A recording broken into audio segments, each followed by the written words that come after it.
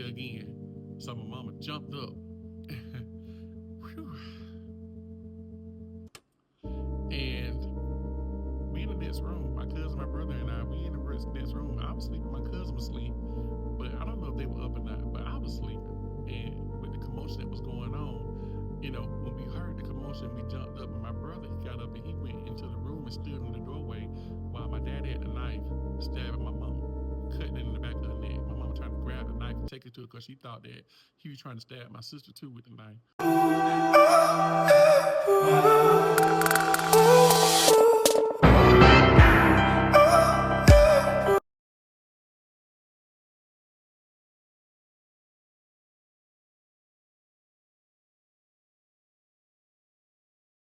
Hey, welcome to another episode of the Ammezing Podcast. I am your host, DJ. In absence, I have my co-host who is out right now. She is recovering and doing pretty well. Thank you all for tuning in to a fantastic season with us at the Ammezing Podcast. So we're going to keep the season going, and we're going to continue to do what we can do with it. We are 7 episodes in. This will be episode 8. And this episode will be addressing and talking about how we cope and deal with the trauma that we go through, and how the origin really stems from childhood. Trauma is one of those things that you go through physically, emotionally, psychologically, that has an event that has happened in your life that caused a longevity of when it's hard to cope with, when you can't deal with it because you have to continue to live in it and relive it over and over and over and over again.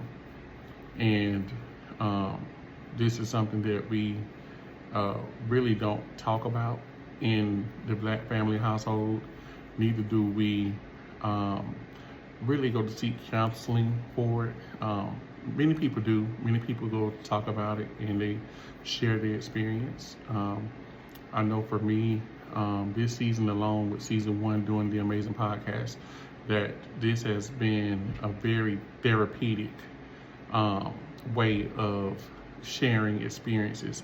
Myself and Miss Chi-Chi, we have really embraced sharing the message, and we want to thank everyone for supporting us and tuning in and sharing the podcast.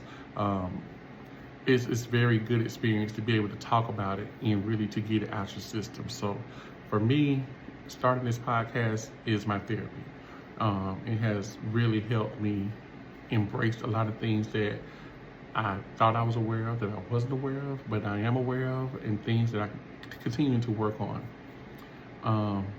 Starting with trauma, I never knew what trauma was. I just always thought it was just stuff that just happens in life that we deal with, and we have to just continue to push on with it. But as I got older and I started to understand and really try to, when you question a lot of things and when you understand where you're coming from, it starts to make sense. It's just one of the things that we deal with because it does cause a physical and psychological effect on your well-being, and sometimes it can hold you imprisoned in your own life if it's not dealt with, or if you're not taking the necessary steps to deal with that trauma. I remember my first traumatic experience for me as a child. It's at the age of probably I was 4 years old, and a lot of people used to always ask me and my brother when we were younger, it's like, what happened to your brother? And I used to always have to find myself explaining that to other kids growing up, and it was always uncomfortable, but it wasn't justified, but I felt like I always wanted to explain in his defense so that he wouldn't get bullied, or where, we wanted him to be normal. I mean, he is a normal person, but I didn't want other kids to alienate him or make him feel like he was less than as a big brother. And it's just one of those things that, you know, going through that experience alone, it was very traumatizing. And it was one of those things that just sticks in your brain that carries out for the rest of your life. When I was about 4 years old, my brother was 3 years old. We were living in Jacksonville, Florida. Our parents were together, they were married. My sister wasn't born yet. And back in those days, you know, in the 80s, it was really crazy. We all know what happened in the 80s, where in the cities where, or even all over, where the crack epidemic really took over and tore a lot of families apart. And both of my parents, they work full time.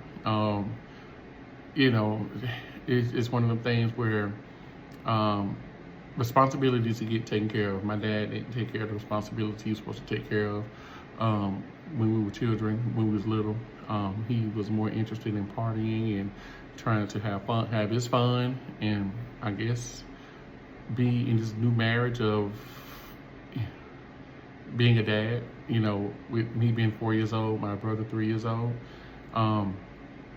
our lights had got cut off, and it was I don't know what day of the week it was, but our lights were off, so we used candles to light our house. We stayed in this old house. It was a wooden house. It was an older house, and my dad went out somewhere, and it had to be right up the street because we had this guy that sold moonshine right up the street from us when we lived in Jacksonville, and that would be my dad's hangout spot. So my mom was looking for my dad to come home, you know, but he never made it home. He was up the street, I guess. And we had candles all around the house so we can see what's going on, to find our way to a bathroom, because the way our house was made, the bedrooms was one side of the house, and then the bathroom was way on the other side of the house, where you couldn't see anything if you didn't have a candle. My mom, you know, we were sleeping, and so I guess my mama figured out we were sleeping. She was going to walk up the street which was not even a block, you know, just to see, you know, where my dad was and why he's out so late. So my brother and I, we were sleeping, and my brother, he had to get up to use the restroom. And he couldn't find his way around because it was so dark, because, you know, after a while the candles burn out. So my brother got up and went to the restroom, and I noticed a burning smell, and I woke up out my sleep. And next thing I know, he had knocked over the candle. By the time I realized it, and before you know it, by being an old wooden house, the house had went into a flame of fire. And I just remember seeing the house just on fire, just burning. And my mom, when she, you know, she seen the fire from down, you know, right, just not even a block away, she saw the fire and she ran back to the house. And, you know, all the guys that was down at the moonshine place, they came, and they found a way to contact my uncles and aunts that was closer by to come see us, to try to get to us. And I just remember the house just being on fire. I passed out from smoke inhalation. I inhaled so much smoke because the house burned so quickly. But it pulled me out of the house. And when I kind of realized, I shook it off and woke up, and I heard my mama just crying for my brother, like, I can't find T. I can't find T. That was my brother named T. His name's T. And she just was just hollering because, you know, her baby's still in the house. And I know when we growing up, you know, with us playing in the house, my brother used to always have this particular hiding spot that he used to hide in when we play hide and go seek. And nobody knew his hiding spot but me. So my brother would go to this place to seek the refuge. So he was so afraid, he went into that hiding spot to hide out. And the house is just, flames just everywhere. And my brother had no way to get out of there. So my mom and my uncles are holding me by my arm and stuff, you know, telling me to stay back, stay back. We out there in the street, you know, our house sat right off the street. And the house was just going up in flames, just going up. It was gonna burn down eventually. And next thing I know, before we knew it, I had to do something, because my first instinct was to kick in. I got to go save my brother. And that's what I did. I broke loose from my uncle, ran in the house, and my mom just screamed to the top of her lungs. I didn't know what I was risking. I just knew that I wanted my brother out of that house. And before you know it, I went and grabbed him by his arm and dragged him out of the house. By his shoulders. We had both of my arms on his shoulders, dragging him out the house. And the house didn't fully collapse. It was just that one area of the house that was on fire that was burning. But you couldn't get through the front door. So I don't know how I did it. It was just something in me. Just had to go in the house to save my brother. And I passed out again from smoke inhalation. Next thing I know, I woke up in the hospital, and I just want to know, first and foremost, was my brother alive? And I laid in the hospital room at the hospital we went to, which was University Hospital in Jacksonville, Florida at the time.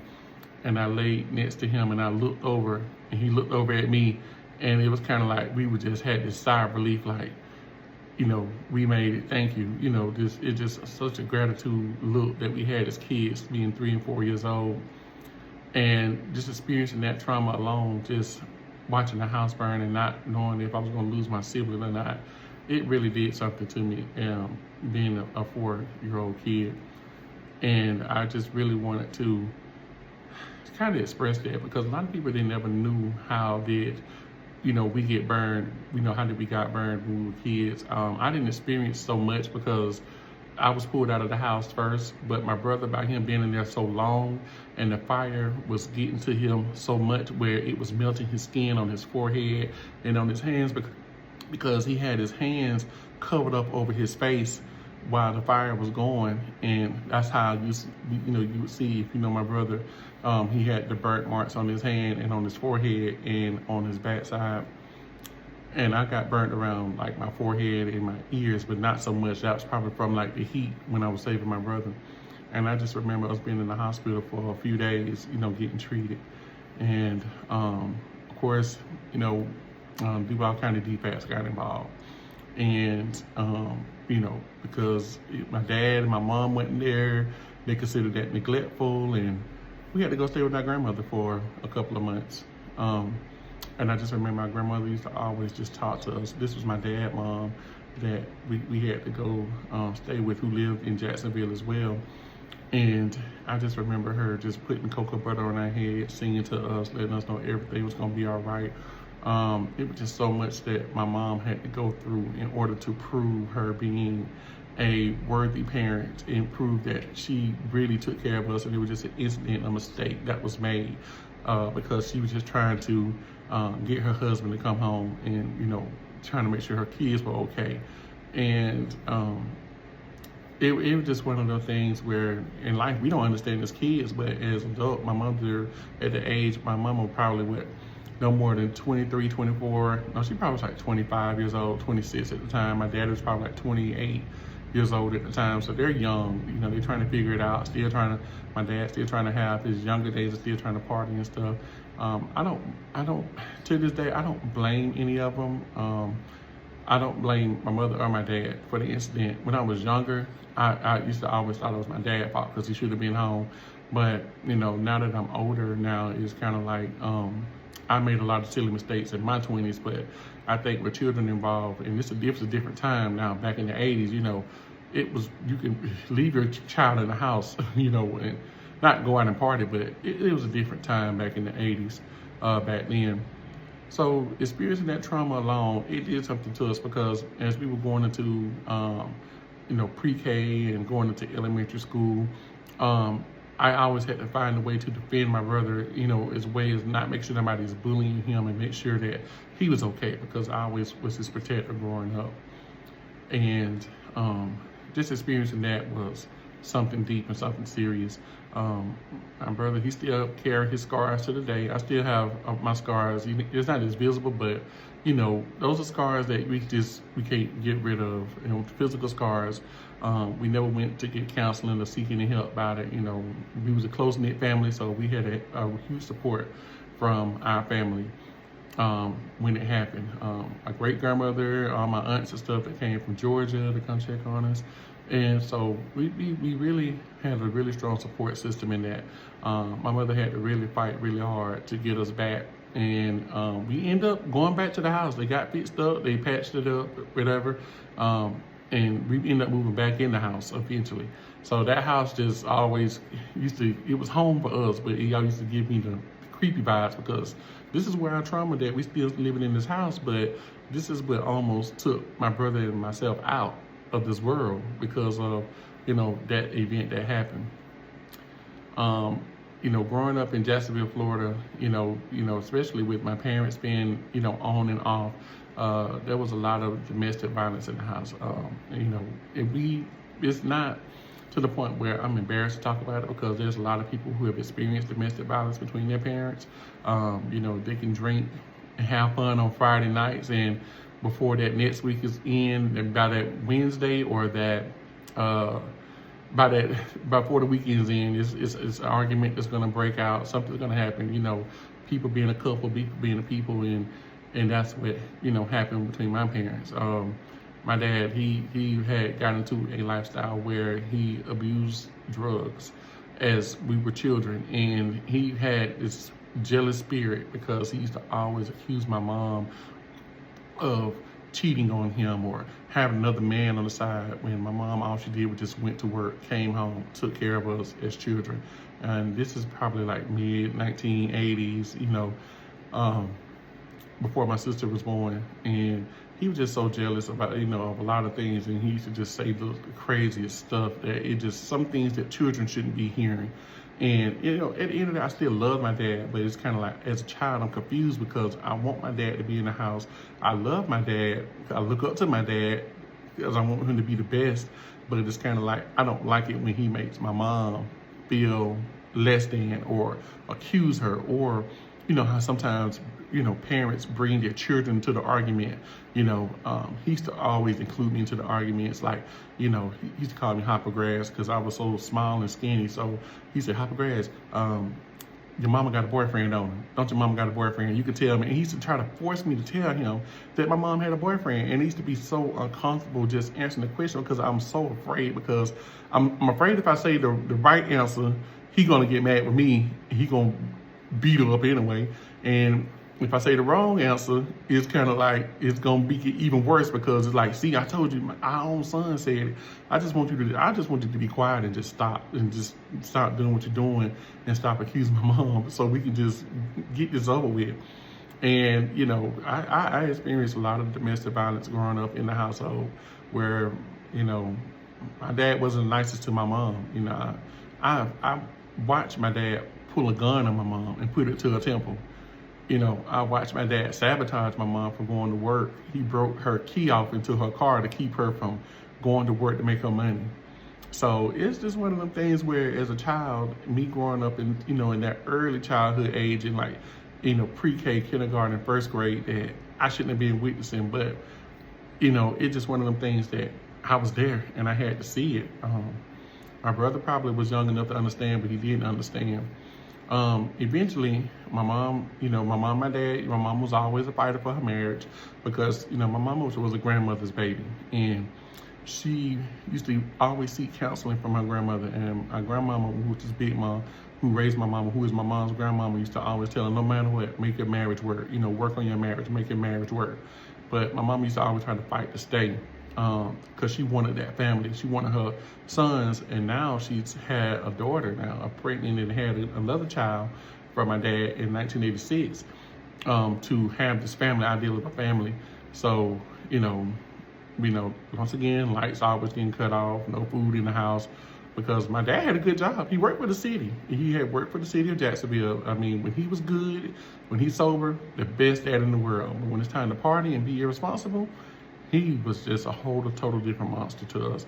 I remember my dad, we were staying in apartments on Fairfax in Jacksonville, and my dad, once again, domestic violence, and he took our clothes in a trash bag and threw our clothes down the step and put us out and threw us out of the house. My mom, my brother, my sister, and myself.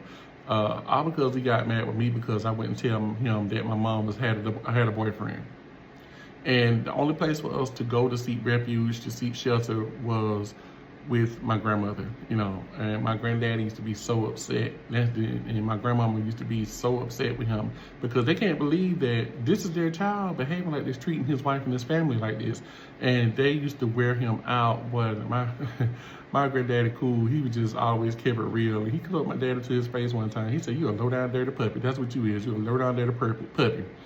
And I just, it was just one of them things where I just like, wow, we always moved from pillar to post. I remember we had to go stay with my mama brother one time, my uncle, and one time we had to go stay with my mama uncle, to go, try to get away from my dad. We had to go stay with my mom's aunt. We was moving in and out. My mom was always trying to, leave him, but she'll go back to him. She'll leave, go back to him, leave, go back to him, because it's not easy, raising 3 kids.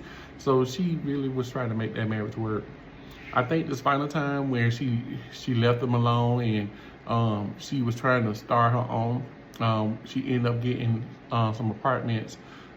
It's a place in Jacksonville called Durkeeville. It needs to be some apartments right there, right behind Durkeeville, right there where school was. And my mom, we stayed downstairs. My mom had a new apartment. She was working her job full time, babysitting arrangements, all together and stuff.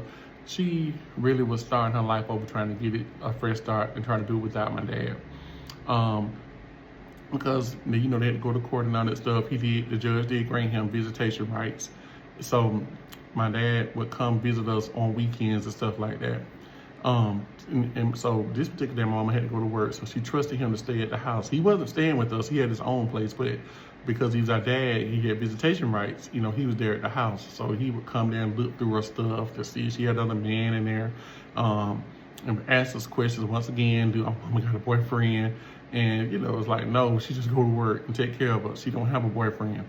So my dad, once again, he was still abusing drugs at the time. He purposely went to, we didn't know this till later, but he unlocked. My brother and I shared a room. We had a 2-bedroom apartment. My brother and I slept in one room, and my sister and my mom slept in her room together. And he found a way to get into, he found a way to unlock the windows. So, because he was so jealous. So when mama got off of work, he went by his business, but and of course, he went and got drunk and did what he had to do. He came back in the middle of the night, and I don't know how. I just hear the story how it happened, but I just remember what I saw from my standpoint. It was one of those nights I would never forget. He crawled through. My cousin spent the night with us that night. We had a cousin that was real close to us. He ended up spending the night with us that night, and he crawled through the window. And he came in while we were sleeping. We had a bunk bed. We sound asleep. We don't know. I think my brother was up, and he didn't. And I think my brother saw my dad.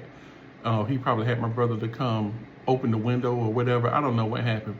But he crawled through the window, and he went into my mom's room.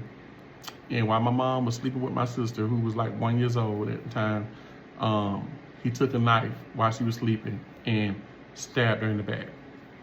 And my mama said she felt this sensation like, what was that? When you wake up out of sleep and you jump up, like, what was that? And he's standing in all black in the dark with a knife in his hand, and he stabbed her again. So my mama jumped up. Whew. And we in the next room, my cousin, my brother, and I, we in the next room. I was sleeping, my cousin was asleep, but I don't know if they were up or not, but I was sleeping. And with the commotion that was going on, when we heard the commotion, we jumped up, and my brother, he got up and he went into the room and stood in the doorway while my dad had a knife stabbing my mama, cutting it in the back of her neck. My mama trying to grab the knife and take it to her because she thought that he was trying to stab my sister too with the knife. And my brother was standing there, and my mama was screaming, "Run, T, run, run, run."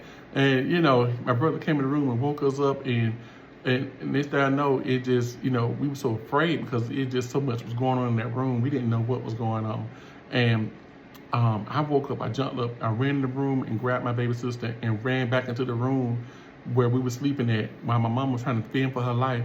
And I told my brother, I said, keep her right here. And my aunt, who lived across the street. She wasn't my biological aunt, but she was an aunt by marriage. We ran across the street, and her name was Auntie Willa. I ran so fast across the street and bammed on the door, and I said, Auntie Willa, please call the police. Please call the police. My dad is trying to kill my mama. And next thing I know, when we came back, he had ran like a coward. He ran away. And when we came back when I went back into the house, it was blood everywhere in the room. And the ambulance had came, the fire trucks, everything they had wrote out the apartment complex.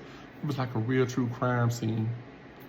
And I cannot believe this man tried to take my mom out. Like, there's no way possible this is happening. It can't be that much jealousy in the world where you don't want to see her happy, but you don't want to be with her to see her happy, but you're trying to take her out. And it was just one of them things like, dang, man, this just cannot be real. So, it was just blood everywhere. I just can't remember. It was just blood. So the police came and he asked me, I said, to my grandma, I'm like 6, 7, 8 years old then. And I just told him what my grandma's address was. As a young kid, since I was in kindergarten, I always remembered my grandma's address and her phone number. And it was 1615 West 12th Street, because it was so easy to remember and to recite. Because I always knew in the case of emergency, my mom used to always tell me, I always remember your grandmama's address. I always remember your grandma and your granddaddy's phone number. And I gave him my grandma's phone number. And the police put my brother, myself, my sister, and my cousin in the back of the car and took us to our grandmother's house in the middle of the night. And when they told my grandmother what happened, my grandpa, they was like, floored about what happened. They rushed my mom to the hospital, and she had to have multiple stitches put in. Like, I don't even think she was gonna survive that night. And I just remember being in my grandma's living room, just praying to God, like, Lord, please don't take my mama, Lord. I was praying to my grandmother because my great grandmother had passed back in 85. So this happened like in 87, 88. And I just remember just praying to God. I don't know who I was praying to that night, but I knew Jesus. I know because my grandmother and aunt used to teach me about Jesus. So I prayed so hard that night to ask God, please do not take my mama, Lord. Please do not take my mama. I'm a 7-year-old, 8-year-old, just praying on my hands and knees, just crying out, just asking God, just, please don't take her. And over time, my mama, she had to stay in the hospital for a while. And we stayed with our grandmother for a while once again. And when she did get out the hospital, my aunt, which was her aunt, my mom's aunt, came and brought her to my grandmother's house to visit us. Because once again, we back in DFATs getting involved, and we had to find a stable home where my grandmother and grandfather took us in until my mother be able to heal properly. We didn't see our dad for a while. He just stayed away for a while. He probably showed up one time, and this is like, why are you even here? I know this your mom and dad house, but why are you even here? We don't want to see you. We don't want to say nothing to you. And we're children feeling this way. And and when my aunt did bring my mama, first mission was to see how her children doing. And just seeing my mama have to go through this again, have to get her children back till she get well. When DFAT's involved, they ask you so many questions about how you feel about your own children. They question you how you feel about your own child and all that stuff. And my mama, she came when she did pull up, and I was so excited. And my mama pulled up, my aunt pulled up with my mom was wrapped like a mummy. She had bandages around her head, around her hand. It just so mortifying to see her wrapped up like that. And it's just like, what in the world? So I was just so glad to see I hugged and kissed her, and she just cried. And my sister's a baby, so she don't understand what's going on. She's like 1 or 2 years old, so she had no idea what's going on. My brother, he didn't want to see her. He was afraid because he just traumatized by witnessing my dad, about to kill my mom. So my brother resented even seeing my mom at that time, and that tore her to pieces.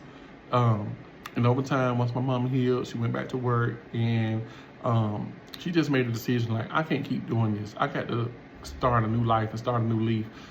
She went and started getting to church and stuff like that. My mom always went to church, but she got heavy into the church then with my aunt, who used to always invite us to come to church on Friday nights and stuff. It used to be a church in Jacksonville called We're for Jesus. And we used to have the best time just praising and, worshiping and stuff like that. It was a big mega church back in the 80s back then. And my mom used to just, just really give her praise and thanks for God for keeping her all this time and not taking her away. And my mom just made a decision to say, I got to move back to Georgia with my children to start over. And that's exactly what she did. She took us and, after the school term, let us finish our school term. And before you know it, she was getting her life together, packing up, moving back to Georgia.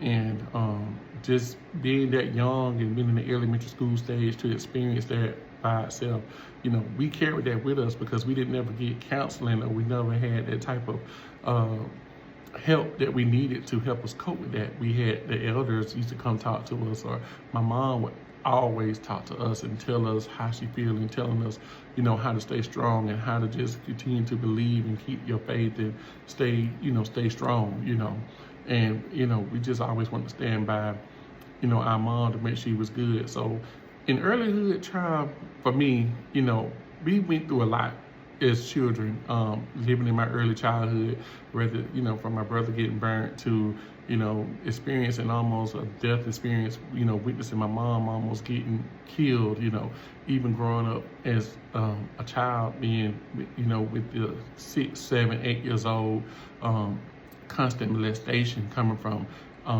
family members and stuff like that. It's a lot of stuff that we dealt with growing up. So it's kind of like that type of trauma that I know for myself that I dealt with. I had a mental capacity to just deal. I didn't let it affect me because I always kept good grades in school. I stayed focused and all that stuff. So, I just wanted to be strong for my mom because I knew that she needed me to be there, to be strong, to make her proud. And that's why, and today, even to this day, she's gone to heaven now. I still try to keep her strong because I was always her right-hand man to make sure that, she was always good, when she was down and out, whether she was sick or whatever. And then even moving to Georgia, trying to find this happiness, trying to start over, trying to get back into dating and stuff like that. And when she would give people a chance, experiencing that all over again, going through domestic violence in the household from boyfriends, that's not even our husband no more. You done escaped that in the old life, but now we got these live-in boyfriends, that, of course mama gotta live. And I just remember this one guy she was with, and she was with him for a long time, and the domestic violence was very heavy, in that household. And I think we experienced that from the time I was in 3rd grade all the way up to when I was almost probably like 10th, 11th grade, almost 12th grade. And I think as I got older to a teenager, as I come older into my manhood, I would have to step in and defend my mom because we're not doing it. As I'm older now, I'm not going to sit here and let you put your hands on her.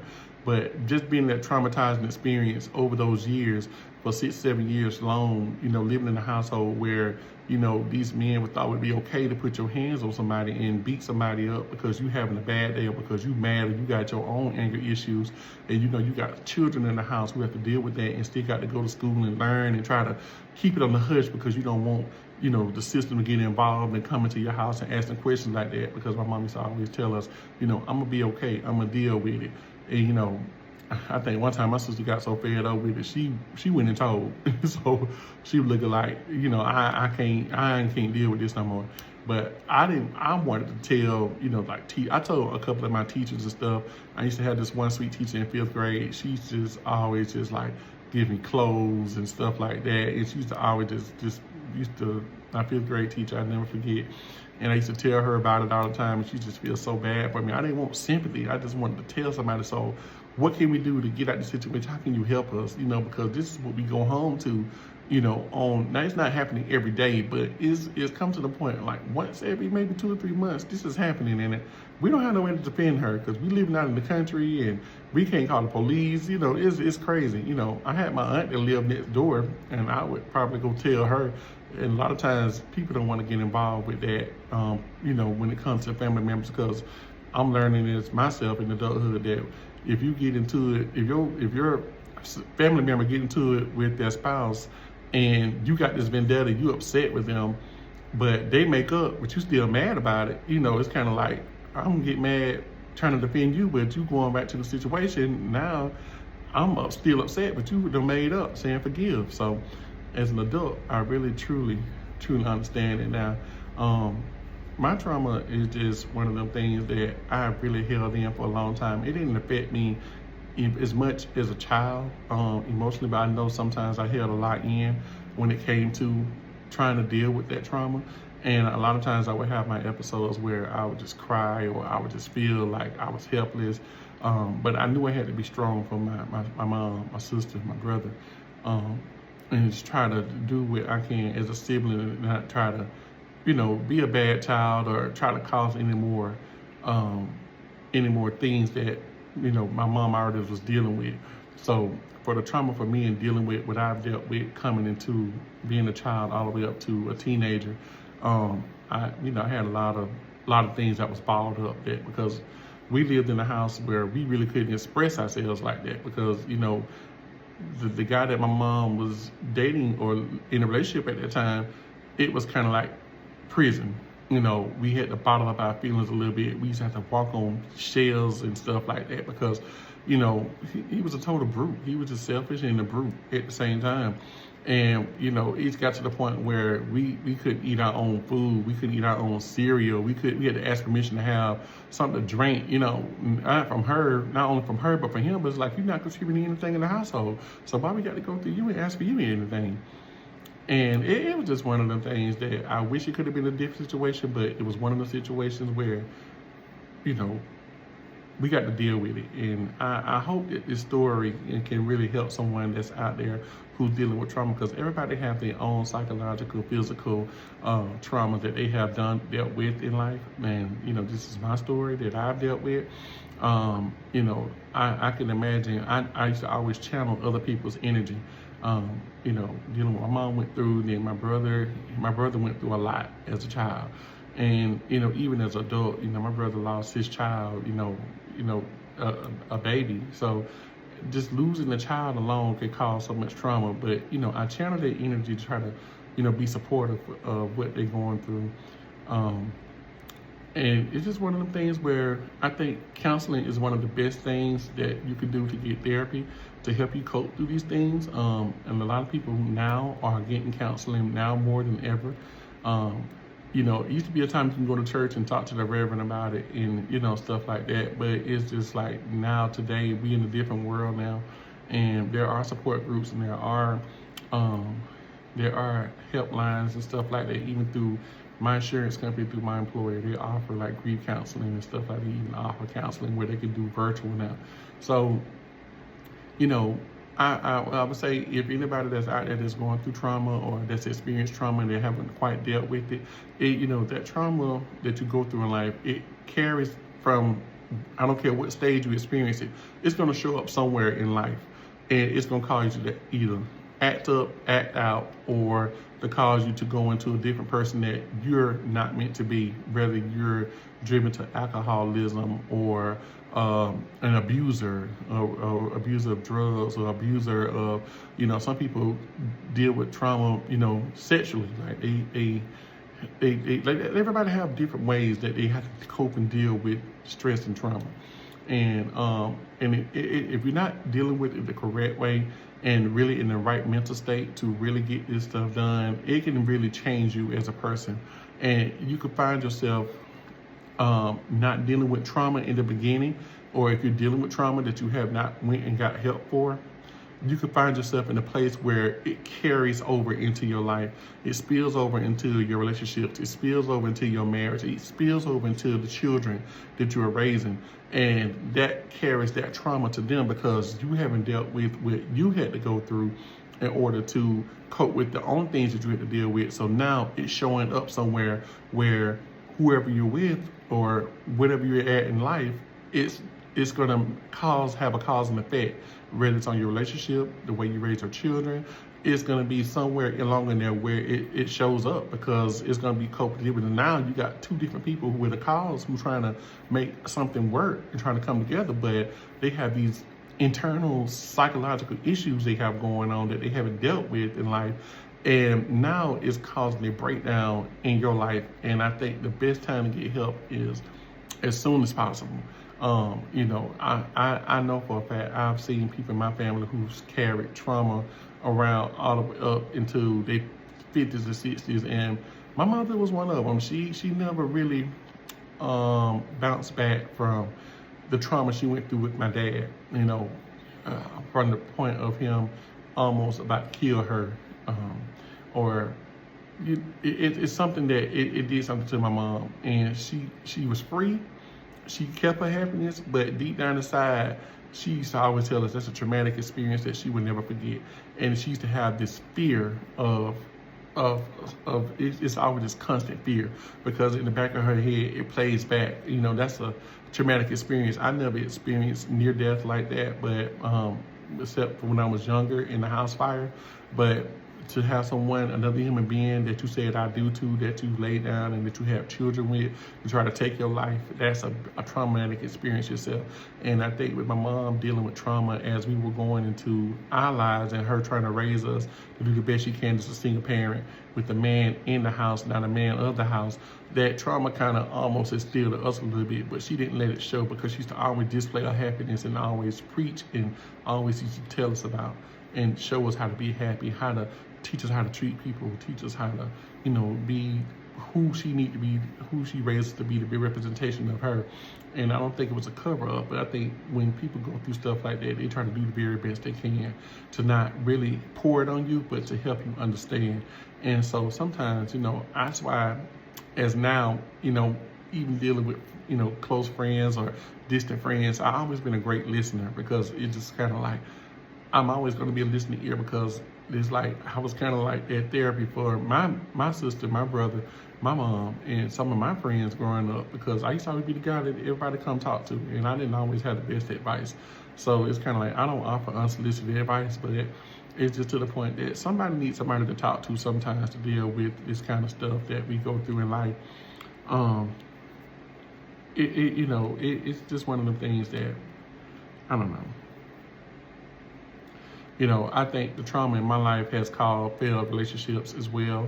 But I don't think it spilled so much into that, because I didn't have the skill set to communicate, or how to, I never watched anybody love my mom properly, except before my mama passed. She had this guy friend that really, really looked out for her, that really just, took her places and stuff like that, where she could be free and be happy. So I'm really happy to see that she did that. But for me, me being in my 20s and my 30s, when I was in relationships, I didn't have the tools to know how to communicate properly. Even in my 20s, I started to see myself where, I felt like I was always never heard, but at the same time, I could never communicate to get my point across. So it was some type of display of anger, where sometimes I would find myself in physical situations where I knew this wouldn't be me. So me observing my dad growing up, and God bless that he passed away in 2022, and we only saw him every 3 years or so when we did see him, because we didn't grow up with our dad in the household. So once we left Georgia, that was it. And every 3 years or so, we would see our dad when we go spend summer vacation down in Florida with our grandmother, with our granddad. And the resentment was there for so long. But, I just had to realize that, that's still our dad. And it's still a little piece of me, that little boy in me still wanted him to be around, and still wanted him to be there. And it wasn't until I was maybe in the 6th grade where I really started to embrace him all over again, and really too, because I'm like, dude, you're a fucking loser. Excuse my language, but it's like, you're a loser. But I still love you though. He showed this display of greatness to everyone around him. You the life of the party, you drink, you have fun, but deep down inside, you was not there for us. You did nothing for us. You caused so much trauma in our life. You tried to take my mom out. So that traumatic experience for me, it relives and replayed. And, as years before my dad passed, he talked to us, and he really apologized. That's one thing about it. He really apologized for the trauma that he took us through. He really came to terms that he realized that he was the cause of all this stuff that happened and the breakdown in our lives. So I really love the fact how things really come full circle. And even to the point, I have a picture when we went to go visit Jacksonville one time, and my dad, he still was in love with my mom. That's the crazy part. He was mad head over heels in love with my mom still. After all these years, they went together for no more than, they was being separated for almost 30-something years, but he deep down inside, he still loved my mom. He used to always express that he loved my mom. He still keep my mom pictures around. He still loved her. And they had opportunity to, stand side by side. My mama finally got the courage to stand side by side with him to really tolerate being in his presence. And when I took that picture of them, that's the last picture I have of them together when we was in Jacksonville, just standing side by side. And that was a full circle moment for me. And I remember just on the ride home, I asked my mom, I said, Mama, are you at peace with my dad? And she was like, yeah, I'm at peace. I've been put that behind me. And that was just like a relief. And so when my mom passed away, he did come to the funeral. He grieved very hard. And a lot of people feel that my dad died from a broken heart because it changed him. When my mom passed away, they said he changed like instantly when he just kind of started going down. And within 2 years later, that's when he passed away. So just experiencing that trauma alone, we just don't want to throw the word trauma around casually because trauma is real. Trauma is a real life event that we go through. And if we don't get the proper help to do what we need to do to cope with it and deal with it, we're going to find ourselves passing it on generation to generation. So I encourage everyone to continue to stay strong, keep your mindset. Mental health is real. And mental health is real. Don't let it spill over into your relationships, your work life, your dating life, your kids' life. You got to stay strong. So once again, thank you guys for tuning in to this podcast. And I hope that this really helps people out there. And with this season, what we have to talk about dealing with our experiences, there's a whole lot more to come. You can look us up on all social media platforms, Facebook, TikTok, Instagram, YouTube. Subscribe to the channel, guys. This is the 8th episode that we got in, and we have more to come. We got so much more to come. And as we continue to grow and get more experience with the podcasting, we hope that we continue to deliver something and hope that we can, gain an audience that can take something away from it. The stories that we tell or the stories that me and Miss Chi share on our podcast is not to bash anyone, to make anyone feel ashamed. These are real life situations that we deal with that people don't even know nothing about, but we get to talk about it. And so this is our therapy moment for us. So just to be able to get this out, even dealing with this episode, I got to ball up my tears to try to stay strong, not to have to relive in that moment. But I think that God has carried us for so long and carried me for so long to help be my comforter over these years. I'm able to talk about it without having to cry. I'm about to cry now just talking about it, but I'm stronger than I think I am. And just to get this out, to share this experience, has been wonderful.